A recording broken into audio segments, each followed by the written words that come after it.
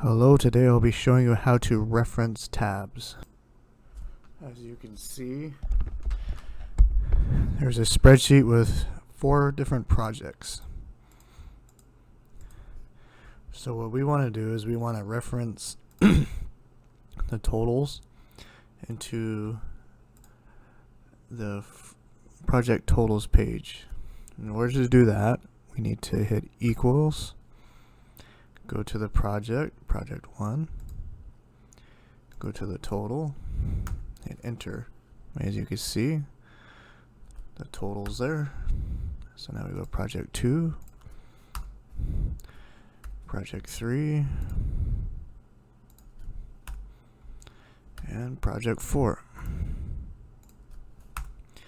And as you can see, they're all referenced on the front page.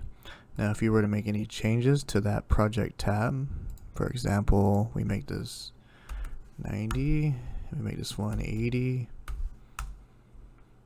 it's now 24,830. It's referenced to the front.